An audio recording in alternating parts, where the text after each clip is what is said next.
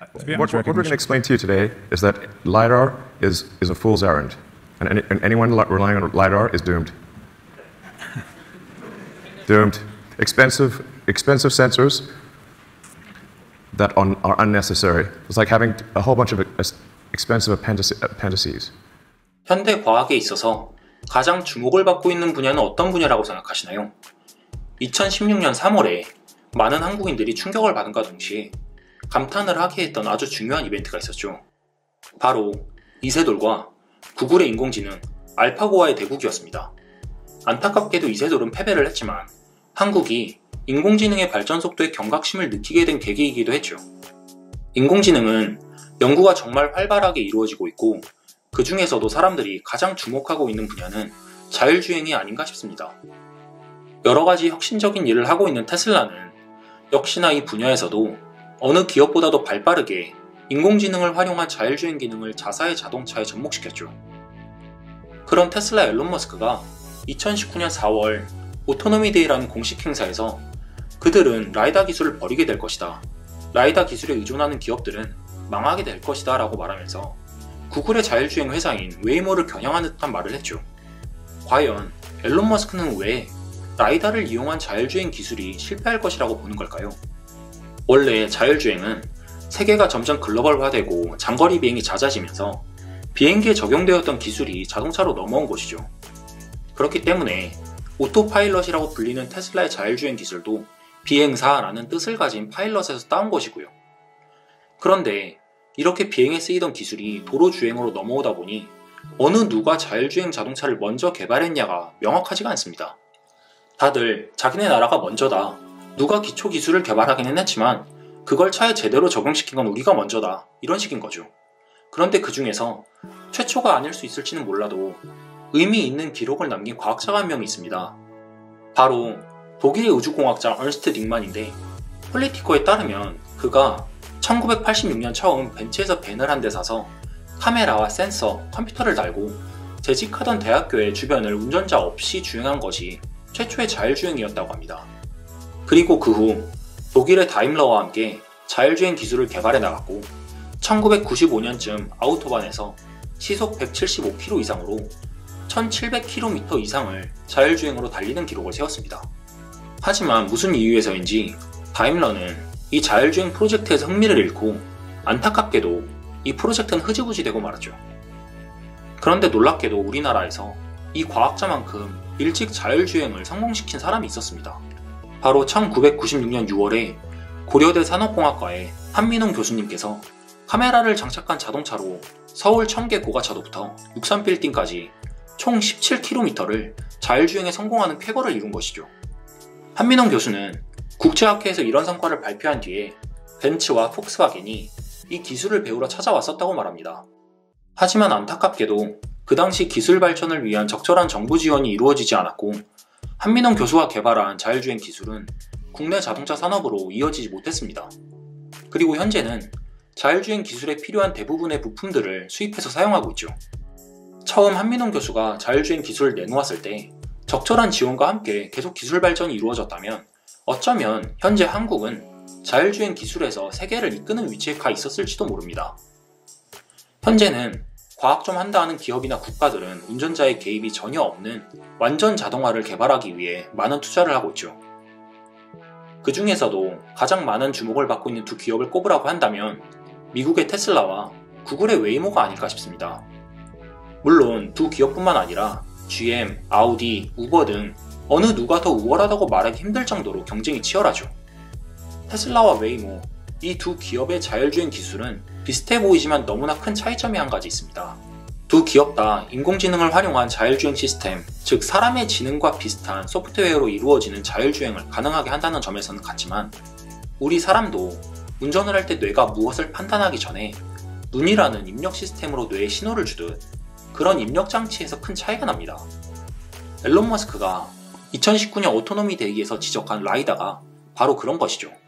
현재 출시되고 있는 자동차들 중에 차선 유지나 앞차와의 간격을 유지해주는 기능이 있는 자동차들은 카메라와 전자기파를 이용한 장치인 레이더가 탑재되어 있죠. 그런데 웨이모는 이것들과 함께 추가적인 장치인 라이다를 탑재하고 있지만 테슬라는 그렇지가 않습니다.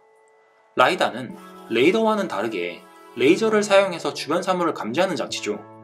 눈치가 빠르신 분들은 아마 사물 인식은 꼭 라이다가 아니더라도 카메라로 할 수 있는 거 아니야? 라고 하실 텐데 두 장비에 작지만 큰 차이가 있습니다. 미국의 아이비리그 대학 중 하나인 코넬 대학교의 웨인버거 교수팀이 공개한 시각적 깊이를 이용한 유사 라이다라는 논문에 따르면 카메라는 모든 사물을 2차원으로 인식하기 때문에 우리가 그림을 그릴 때처럼 멀리 있는 사물은 작게 표현하고 가까이 있는 사물은 크게 표현해서 원근감을 나타내는 반면 라이다는 실제 사물 간의 거리가 변수로 포함되어 3차원으로 인식하고 거리에 상관없이 사물의 크기가 비교적 정확하게 인식됩니다. 즉 새가 하늘에서 내려다보듯이 조감도처럼 사물의 크기와 거리가 실제에 가깝게 표현되는 거죠. 이런 차이는 자율주행에서 꽤나 큰 차이를 만들어내는데 카메라를 사용할 경우 쉽게 말하면 간혹 멀리 있기 때문에 작게 표현된 여러 물체들을 그냥 하나의 큰 물체로 인식하는 오류가 생기는 거죠. 하지만 라이다를 사용할 경우 그러한 오류를 피할 수 있게 되는 겁니다. 그런데 그렇게 좋은 장비를 앨런 머스크는 왜 반대하는 걸까요? 바로 가격 때문입니다. 미국의 와이어드에 따르면 가장 좋은 성능을 내는 벨로다인사의 라이다 장비는 8천만원 정도인데 8천만원이면 웬만한 고급 승용차 한 대 값이죠. 자율주행 옵션을 넣겠다고 8천만원을 추가로 지불하는 건 너무 현실성이 없지 않나요? 그리고 또 한 가지는 차 위에 떡하니 크게 붙어있는 이 장비 때문에 공기저항을 많이 받게 되고 그만큼 연비가 떨어지게 된다는 겁니다. 공기저항 때문에 사이드미러까지 없앨 방법을 찾고 있는 와중에 그렇게 큰 장비를 설치하는 건 시대를 역행하는 발상이라는 거죠. 그렇다면 테슬라는 어떠한 방식으로 앞서 언급한 카메라의 단점을 극복하겠다는 걸까요? 테슬라의 인공지능 전문가 안드레 카파티는 앞에서 언급한 행사에서 라이다 방식은 현재 자율주행이 마주한 핵심적인 문제를 잠시 비켜갈 뿐이다 라고 말하면서 카메라가 가지고 있는 단점을 조감도 방식을 통해 해결할 수 있다고 말했습니다. 앞서 소개한 코넬 대학교의 웨인버거 교수팀의 논문에 매우 자세히 소개되어 있는데 대부분의 생물들이 두 눈을 사용해서 원근감과 입체감을 더 잘 느끼는 것처럼 두 개의 카메라를 사용해서 촬영된 이미지로부터 수학적 계산을 통해 물체의 거리를 파악하고 이미지 처리 과정을 거친 후 이를 조감도로 표현하면 라이다를 사용해서 만든 조감도에 준하는 표현이 가능하다고 합니다. 더 나아가서 두 개가 아닌 하나의 카메라로도 이것을 가능하게 하는 방식을 찾았으며 고해상도 카메라를 사용할 경우에는 라이다를 사용해 얻은 조감도보다 훨씬 디테일한 조감도를 만들어낼 수 있다고 말합니다. 이러한 방식을 통해 라이다를 사용하지 않고도 카메라를 통해 더욱 디테일한 차 주변의 물체의 정확한 거리와 크기를 알 수 있기 때문에 테슬라는 이것이 완전 자율주행 기술을 위한 더 나은 방식이라고 여기고 있습니다. 하지만 이런 카메라를 사용하는 방식이 무조건 라이다를 사용한 방식보다 좋다고 말할 수는 없습니다. 캐나다의 저명한 소프트웨어 공학자인 브래드 템플턴은 라이다 방식은 인간의 눈이 사물을 볼 때 인식하는 가시광선이 아닌 레이저를 사용하기 때문에 밤이나 안개가 낀 날에도 비교적 사물을 잘 인식할 수 있는 반면 카메라는 가시광선을 사용하기 때문에 밤이나 안개가 낀 날에는 사물을 인식하는 데 어려움을 겪을 수 있다고 말합니다. 거기다가 앞에서 언급한 논문에 소개된 방식처럼 카메라로 인식된 이미지를 조감도로 표현하는 이미지 처리 방식은 아무래도 사물을 인식하는 데 있어서 여러 단계를 더 거쳐야 하는 만큼 속도가 느리다는 단점을 가지고 있죠. 그런데다가 최근 웨이모의 CEO인 존 크라프 측은 라이다의 가격을 8천만원에서 10분의 1인 800만원으로 낮췄다고 말합니다. 업계는 라이다의 가격이 빠른 속도로 낮아질 것이라고 보고 있습니다. 그렇게만 된다면 라이다의 가장 큰 단점인 가격적인 문제가 해결되는 거죠.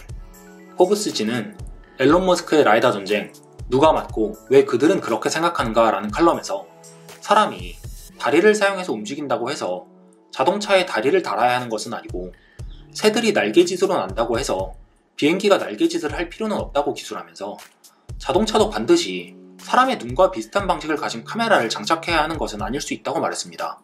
과연 어떠한 방향으로 나아가는 것이 보다 현실적이면서도 안전한 완전 자율주행 기술을 가능하게 할까요? 안전을 무조건 최우선시한다면 웨이모처럼 카메라와 라이다를 둘 다 장착하는 것이 당연히 나은 방법이겠지만 가격을 생각한다면 테슬라의 방식이 옳을지도 모릅니다. 구글의 공동 창업자 레리 페이지는 이렇게 말했습니다.